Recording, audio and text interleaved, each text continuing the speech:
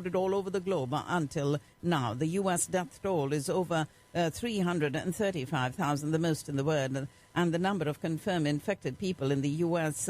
Is now almost 20 million. There were 150,000 new coronavirus cases as of yesterday, and 1,209 deaths. Hospitalizations related to COVID-19 reached new highs, and health officials in Southern California today likely will extend stay-at-home orders as intensive care unit capacity has dropped to 0%. A huge study of another COVID-19 vaccine candidate is getting underway as the states continue to roll out scarce supplies of the nation's first shots. The candidate made by Novavax is the fifth to reach final stage testing in the U.S., and 30,000 volunteers are needed to prove if this vaccine, a different kind than its Pfizer and Moderna competitors, really works and is safe. Nearly 1.3 million people went through U.S. airport checkpoints on Sunday, the highest one-day total in more than 9 months, despite fear that travel will lead to more cases of COVID-19. Florida and Texas residents ages 65 and older are now able to get the coronavirus vaccines. And an unusual battle in Congress over President Trump's demand for $2,000 coronavirus aid checks for Americans shifts today to the Senate, where Republicans opposed to higher spending are under pressure to approve the additional relief. The House voted yesterday to send the $2,000 stimulus checks to qualifying Americans rather than the $600 direct payments included in the $900 billion COVID-19 relief bill passed last week. The House of Representatives voted last night to override President Trump's veto of the National Defense Authorization Act, the first override of his tenure as president, and a final rebuke just weeks before he leaves office. The House voted 322 to 87, a remarkable bipartisan condemnation of the president, and divided Washington, as the override needed the support of two-thirds of the chamber. Law enforcement and intelligence agencies warned earlier this year about escalating threats targeting 5G communication infrastructure, a possible motive now being considered by investigators looking into the Christmas Day bombing in Nashville. American Airlines is set to restart Boeing 737 MAX commercial flights today, another milestone for the U.S. plane maker as it tries to move past its deepest crisis in its 104-year history. The MAX was grounded in March of last year for 20 months after two fatal crashes in 5 months killed 346 people. The first flight between Miami and New York's LaGuardia is set for this morning. And coronavirus has pushed back global air traffic by over 2 decades to the last millennium. Global passenger traffic down by about 67% this year compared to last year and reduced to 1999 levels. Fashion designer Pierre Cardin has died at the age of 98, and that in Paris.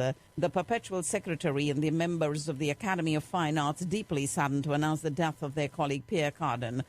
He had been elected on the 12th of February 1992 to the chair of the the Fine Arts Academy, and his creations have adorned many stars of the day, among them Elizabeth Taylor, Barbara Streisand, Jackie Kennedy, Charlotte Rampling, the Beatles, and the Rolling Stones. Was among the first designers to capitalize on the business side of fashion, becoming a household name thanks to powerful branding. Russia's Federal Security Service today said it had worked with U.S. authorities to seize large quantities of cocaine and break up an international drug smuggling ring. And Russia's prison service today gave Kremlin critic Alexei Navalny a last-minute ultimatum to fly back from Germany at once and report at a Moscow office early today or be jailed if he defaults that deadline. Russia has said its coronavirus death toll more than 3 times higher than it had previously reported, making it the country with the third largest number of fatalities. Turkey aims to produce Russia's Sputnik vaccine domestically, but has asked for more information about it before inoculating its citizens. And at least 4 people were killed in separate attacks across Afghanistan, raising further concerns about the fate of peace talks that have been suspended until at least next month. An array of Palestinian militant groups launched rockets into the Mediterranean Sea of the Gaza Strip today at the start of what they call their first ever joint exercise, which Israeli media described as a show of force organized by Iran. The first study of the safety and effectiveness of a coronavirus vaccine in Iran began today, with dozens due to receive the domestically developed shot, even as details about its production remain slim. Dubai aims to vaccinate 70% of its population with the coronavirus shot developed by Pfizer and BioNTech by the end of next year. And European Union nations officially kicked off a coordinated effort to give COVID-19 vaccinations to some of the most vulnerable among their nearly 450 million people, marking a moment of hope in the continent's battle against the worst public health crisis in a century. Britain must vaccinate 2 million people a week to avoid a third wave of the coronavirus outbreak. And the Philippines banning travelers from 19 countries and territories until mid-January as a measure to keep out the new variant of the coronavirus. Japan detected the coronavirus variant found in South Africa, the first such discovery in a nation that has already identified more than a dozen cases of another variant that is spreading rapidly in Britain. International visitors will be barred from entering Indonesia for a 2-week period to try to keep out a new potentially more contagious variant of the coronavirus. Meanwhile, Sri Lanka, though, has reopened to tourists after more than 9 months. The Indian Ocean island nation that closed to tourists in March this year amid the first wave of the coronavirus. But the government says a pilot program to attract tourists is now being implemented, and the first tourists have arrived on a special flight from Ukraine. 186 tourists expected to stay in Sri Lanka for 10 days. Beijing sealed off 10 areas of its northeastern Shunai district today, the first lockdown in the Chinese capital since the last coronavirus outbreak in the months of June and July. And China has lowered the age of criminal responsibility for murder and some other serious crimes from 14 to 12 after some high-profile killings by children. Ladies and gentlemen, you're listening to the World News on Radio Caravan. The Communist Party of China team tasked to unite the two rival factions of Nepal Communist Party, led by Prime Minister KP Sharma Oli and former Prime Minister Prachanda, may not have made much of a headway after the group led by Prachanda stepped up attacks on Prime Minister Oli today for dissolving Parliament's House of Representatives and calling fresh elections. In a major development amid the ongoing border conflict with China, Rafale fighter jets of India and France will carry out war games codenamed Exercise Skyros in Jodhpur in the third week of next month. And the 9th round of military dialogue between India and China is expected to take place once the newly appointed PLA Western Theatre commander completes his military familiarization and troop deployment on the Indian border. We do have the temporary suspension of India-UK flights that may be extended beyond the 31st of December, according to Aviation Minister Hardeep Singh Puri in New Delhi this morning. Airlines have massively curtailed their flight operations to Dubai from Mumbai, Delhi and other Indian cities, with over 40 flight cancellations by 2 airlines alone. Also, India has reported the first 8 cases of mutant coronavirus strain as 8 returnees from the UK tested positive. All international passengers who arrived in India from the 9th to the 22nd of this month and tested positive for COVID-19 will be subjected to genome sequencing as part of the centre's strategy to detect the mutated coronavirus strain that has emerged in the UK recently.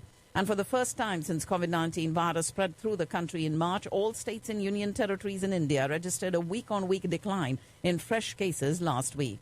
India reported over 16,000 new cases, 24,900 recoveries and 252 deaths in the last 24 hours. And distributing vaccines around India posing plenty of logistical headaches given the size of the country, its vast population and the number of coronavirus cases now at more than 10 million. The centre has invited protesting farmer unions for another round of talks tomorrow. And over 1,500 mobile phone towers in Punjab have allegedly been vandalized, disrupting telecom connectivity in the state. Hundreds of farmers reached Patna today and assembled near the Gandhi Maidan before they took out a mega march to the Bihar Raj Bhavan. And actor Rajnikant has announced he will not be launching his political party, for which the announcement was scheduled to be made on the 31st of this month. An actor-turned-politician Kamal Hassan has said he was disappointed with co-star Rajnikant's announcement that he will not join politics over his health. Sprawling across 4 acres, India's first pollinator park was inaugurated today at Haldwani in Nainital district of Uttarakhand. And the Indian Meteorological Department predicting a cold wave to severe cold wave conditions to re-establish over Punjab, Haryana, Chandigarh and Delhi from today. Mumbaikars woke up to a chilly morning today as the minimum temperature dipped to 15 degrees Celsius in the city, the lowest in the season. Stand-in captain Ajinkya Rahane led India to a dominant 8-wicket win over Australia in the second test today, levelling the series 1-1 and capping an extraordinary turnaround after their record collapse in the opening game. India bounced back in style to register an 8-wicket win against Australia on the 4th day of the second test match at the historic Melbourne cricket ground. India stand-in captain Ajinkya Rahane became the first recipient of the prestigious Molag medal after India beat Australia. And the third test match of the Border Gavaskar Trophy between India and Australia will be played at the Sydney Cricket Ground starting on the 7th of next month. All-rounder Ravindra Jadeja expressed gratitude after becoming the third Indian cricketer to feature in 50 or more games for the country across all 3 formats, Tests, ODIs and T20Is. Seam bowlers have taken 2 wickets each. South Africa bowled injury hit Sri Lanka out for 180 to compete and complete this handsome victory by an innings and 45 runs on day 4 of the first test at Centurion Park. We do have a swing king, Tim Southee, snaring his milestone 300th wicket as New Zealand sends victory over Pakistan at stumps on day 4 of the first test. New Zealand fast bowler Kyle Jamieson has been fined 25% of his match fee for throwing the ball towards Pakistan batsman Fahim Ashraf in an inappropriate or dangerous manner. And Pakistan reporting its first confirmed